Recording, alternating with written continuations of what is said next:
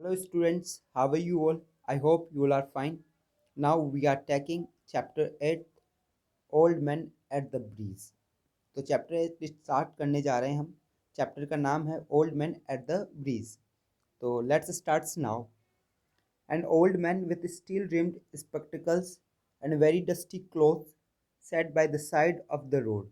कि एक वृद्ध व्यक्ति अपने स्टील रिम्ड चश्मे के साथ में, स्पेक्टिकल्स का मतलब होता है जो नज़र का चश्मा होता है उसको स्पेक्टिकल्स कहा जाता है, और जो नॉर्मली हम फैशन के लिए पहनते हैं वो गॉगल्स होती है. तो गॉगल्स और स्पेक्टिकल्स में आपको डिफरेंस ये है कि जो स्पेक्टिकल्स है वो नज़र का चश्मा होता है. जब आपको प्रॉब्लम है विज़न के अंदर देखने में दिक्कत होती है तो हम स्पेक्टिकल्स यूज़ करते हैं, और फैशन के लिए जो यूज़ किया जाता है वो हमारा कौन सा होता है, गॉगल्स होता है.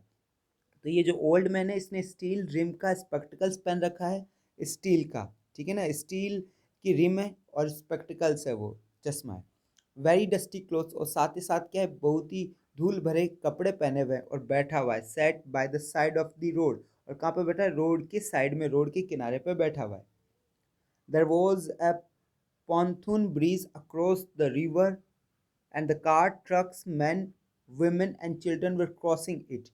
कि there was a pontoon bridge, और वहाँ पर एक पेंटून ब्रिज, एक लकड़ी का ब्रिज है, एक लकड़ी की पुलिया है अक्रॉस रिवर, रिवर के ऊपर, रिवर के पार. और वहाँ से गाड़ियाँ, ट्रक, आदमी, औरतें और बच्चे क्या कर रहे हैं, क्रॉस कर रहे हैं इसके ऊपर से, उस लकड़ी के ब्रिज से. The mule drawn cart staggered up the steep bank from the bridge with our soldiers helping to push against the spokes of the wheels. कि देखिए क्या कह रहे हैं, mule drone carts. Mule drone का मतलब जो खच्चर के द्वारा खींचे जाने वाली गाड़ी है. म्यूल का मतलब है खच्चर, ड्रोन का मतलब खींचा जाना, कार्ट्स का मतलब गाड़ी, मतलब खच्चर के द्वारा खींचे जाने वाली जो गाड़ी है वो स्टगर्ड अप हो रही है. स्टगर्ड का मतलब लड़खड़ा रही है, रेत के कारण चल नहीं पा रही है. Stick bank from the bridge, जो स्टीप बैंक है, मतलब कि जो धूल भरा, वो धूल से भरी हुई जो ब्रिज है, मतलब कि जो पुलिया है वहाँ पर. और साथ ही साथ जो सोल्जर्स है वो हेल्प कर रहे हैं पुश करने में, उसे धक्का देने में. किसको, जो व्हील्स के स्पोक्स है, जो पहिए के जो स्पोक्स है, जो ताड़ियाँ, उसको पुश कर रहे हैं, धक्का दे रहे हैं ताकि गाड़ी आगे बढ़े. क्योंकि वहाँ पे बहुत सारी मिट्टी है, मिट्टी के अंदर वो जो गाड़ी है वो क्या हो चुकी है, धंस चुकी है, उसमें फंस चुकी है, जिसके कारण वो आगे नहीं बढ़ पा रही. The truck ground up and away heading out of it all, और जो ट्रक है वो ग्राउंड के ऊपर जा रहे हैं, मतलब भूमि से ऊपर जा रहे हैं, किसके ऊपर, ब्रिज के ऊपर, और वहाँ से वो आगे की ओर बढ़ रहे हैं और फिर आगे दिखाई नहीं दे रहे हैं. The peasants the peasants plodded along in the ankle deep dust, और जो पीसेंट्स है, पीसेंट्स का ध्यान रखना क्या मीनिंग है. पीसेंट्स का मतलब होता है किसान, और जो किसान है वो चले जा रहे हैं along with ankle deep dust. Along with का मतलब क्या, साथ ही साथ, अलोंग इन, सॉरी माफ करना, along in the ankle deep dust. कि जो हमारा जो ठकना होता है, ठकना पैर के ऊपर, जो हमारी एड़ी होती है, आपने पैर देखा होगा, ये पैर, और यहाँ पर एक हिस्सा होता है, पार्ट, जिसको एंकल कहा जाता है. क्या कहा जाता है, एंकल. तो इतनी क्या है, डस्ट, इतनी डस्ट के अंदर, एंकल डीप डस्ट के अंदर, कि एंकल जो हमारा है वो डीप, मतलब कि धूल जो है वो एंकल तक है, और उसके अंदर जो किसान है वो चले जा रहे हैं. But the old man sat there without moving. लेकिन जो ओल्ड मैन था, जो स्टील रिम चश्मा पहने हुआ था, डस्टी क्लोथ था, जो कि रोड के बगल में बैठा हुआ था, वो अभी भी बैठा हुआ है वहीं पे, बिना मूव किए हुए. He was too tired to go any further, और बहुत ज़्यादा थका हुआ है आगे जाने से, कि वो इतना थका हुआ है कि वो आगे नहीं जा सकता. अब आगे देखिए क्या कह रहे हैं, आगे है इसमें, it was my business to cross the bridge. क्यों कह रहे हैं कि ये मेरा बिजनेस है, ये मेरा काम है. कौन, एक सोल्जर है, वो उस ओल्ड मैन के पास में आता है, उससे कहता है, क्या कहता है, कि it was my business to cross the bridge, कि ये मेरा काम है कि मैं ब्रिज को क्या करूं, क्रॉस करूं, पार करवाऊं. Explore the bridge head beyond and find out to what point the enemy had advanced. कि आगे क्या करें, कि ब्रिज के बारे क्रॉस करके पता लगाऊं, एक्सप्लोर का मतलब जानूं, ब्रिज हेड के बारे में, ब्रिज हेड का मतलब जो ब्रिज का किनारा है, ब्रिज का सिरा है, वहाँ तक जाऊँ, उसको एक्सप्लोर करूँ, उसका पता लगाऊँ, बियॉन्ड, उस पार. और फाइंड आउट करूँ कि किस पॉइंट तक, किस बिंदु तक जो दुश्मन है वो अग्रसर हो चुके हैं, आ चुके हैं.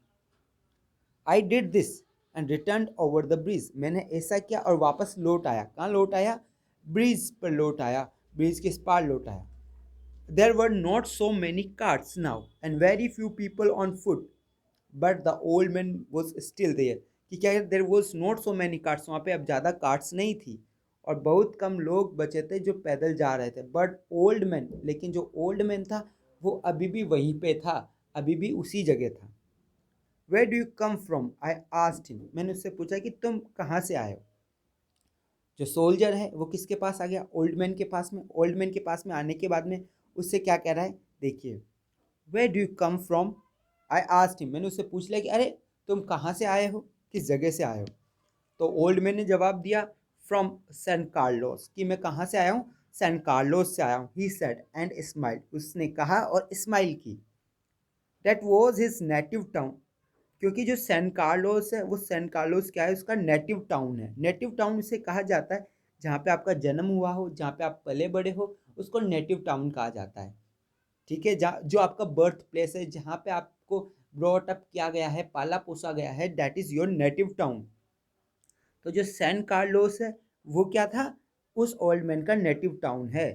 ठीक है, so it gave him pleasure to mention it and he smile, और इसी कारण से उसे प्लेजर फील हुआ इसको मेंशन करने में, इसको बताने में, कि जब उसने सैन कार्लोस नाम लिया, जब हम अपने जन्म स्थान के बारे में बताते हैं, अपना खुद का जो गांव होता है उसके बारे में बताते हैं, तो हमको अच्छा लगता है, उसको भी अच्छा लगा, उसको प्लेजर फील हुआ जब उसने ये मेंशन किया और उसने स्माइल किया। I was taking care of animals, he explained, उसने एक्सप्लेन किया, किसने, ओल्ड मैन ने क्या एक्सप्लेन किया, I was taking care of animals, कि मैं टेक केयर क्या करता था, ध्यान रखता था, रखवाली क्या करता था, किसकी, जानवर्स की। आई वॉज टेकिंग केयर, क्योंकि कि मैं टेक केयर क्या करता था, ध्यान रखता था एनिमल्स की। Oh, I said, not quite understanding, मैं बिना समझते हुए उससे कहा, ओ अच्छा। जो सोल्जर, उसको समझ में नहीं आया कि एक्चुअली वो कहना क्या चाहता है। Yes, he said, I stayed and you see, taking care of animals, मैं वहाँ पे रुका रहा, तुम जानते हो, और मैं टेक केयर करता रहा, किसकी, एनिमल्स की। I was the last one to leave the town of San Carlos, कि क्या कह रहा है कि मैं लास्ट वन था, मैं आखिरी व्यक्ति था जो जिसने लीव किया, किसको, टाउन ऑफ सैन कार्लोस, कि सैन कार्लोस के टाउन को जिसने लीव किया वो मैं लास्ट व्यक्ति था। अब आगे देखिए क्या कहना चाहते हैं यहाँ पे। एक्चुअली सिचुएशन क्या है, सिचुएशन समझने वाली बात है कि आखिरी व्यक्ति कैसे सैन कार्लोस को छोड़ने वाला, तो मैं आपको बता देता हूँ। यहाँ पर युद्ध वाली स्थिति है, सिचुएशन है वॉर की, और जो कैप्टन आया है, सोल्जर, जो सोल्जर कैप्टन है, ठीक है ना, जो आर्मी का कैप्टन है, वो आके गांव वालों को कह रहा है कि आपको ये गांव लीव करना पड़ेगा, छोड़ना पड़ेगा, खाली करना पड़ेगा। रीज़न क्या था, रीज़न ये है कि जो दुश्मन सेना है वो आक्रमण कर रही है, तो आक्रमण कर रही है, तो गांव खाली करवाए जा रहे हैं। तो ये कह रहा है ओल्ड मैन कि जब गांव खाली हुए तो सबसे लास्ट में जो व्यक्ति आया था ना, वो कौन था, डेट वॉज मी, वो मैं था। किसने कहा, उस ओल्ड मैन ने, कि आई वॉज द लास्ट वन, कि मैं कौन था, लास्ट वन था जिसने उसको लीव किया। Next, he did not look like a shepherd और a herdsman and I looked at his back, sorry his black dusty cloth, कि वो नहीं लगता था, he did not look like, वो बिल्कुल भी नहीं लगता था किसकी तरह, शेपर्ड की तरह। शेपर्ड कहा जाता है गडरियों को, जो भेड़ बकरी चराता है उसको हम शेपर्ड बोलते हैं। ठीक है ना, तो जो भेड़ बकरी वगैरह चराता है उसे क्या कहा जाता है, शेपर्ड। तो he did not look like a shepherd, कि वो शेपर्ड की तरह नहीं लगता था, नॉर अ हर्ट्समैन, और ना ही वो कोई हर्ट्समैन लगता था। देखो, हर्ट्समैन कहा जाता है जो कि गाय भैंस को चराता है, बड़े जानवरों को चराता है, उसको तो क्या कहा जाता है, हर्ट्समैन। और जो बकरी भेड़ वगैरह को चराते हैं उसको शेपर्ड कहा जाता है। तो वो जो सैन्य, वो जो ओल्ड मैन है वो बिल्कुल भी नहीं लग रहा था, ना तो वो शेपर्ड लग रहा था, ना वो हर्ट्समैन लग रहा था। And I looked at his black dusty cloth, और मैंने क्या क्या देखा, उसके काले धूल भरे कपड़ों की ओर देखा। इस ग्रे डस्टी फेस्ट, और उसका काला जो धूल से भरा हुआ चेहरा था उसकी तरफ देखा। And his steel rimmed spectacles, और उसकी स्टील रिम वाले चश्मे की ओर देखा, स्पेक्टिकल्स की ओर देखा। एंड सेड, और मैंने कहा उसे, व्हाट एनिमल्स वर दे, कि तुम टेक केयर करते हो एनिमल्स की, लेकिन वो एनिमल्स कौन से हैं जिनकी तुम टेक केयर करते हो। उसने ऐसा क्यों पूछा, क्योंकि ना तो वो शेपर्ड लग रहा था उसे, और ना ही वो हर्ट्समैन लग रहा था। तो ओल्ड मैन ने कहा, वेरियस एनिमल्स, कि मैं बहुत सारे अनेक प्रकार के जानवरों का ध्यान रखता था। He said and shook his head, और अपना सिर हिला दिया। I had to leave them, और तुम्हें पता है मुझे उन्हें लीव करना पड़ा, छोड़ना पड़ा।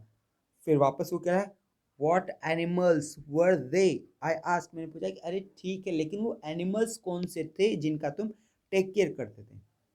There were 2 goats and a cat, then there were 4 pairs of pigeons, कि क्या करें कि 2 तो गोट्स थी, 2 तो बकरी थी और एक बिल्ली थी।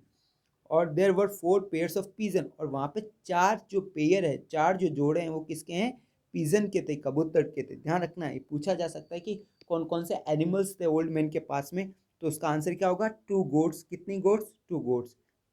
एक कैट थी, एक बिल्ली थी, एंड 4 पेयर्स ऑफ पीजन, और 4 पेयर थे किसके, पीजन्स के, कबूतरों के।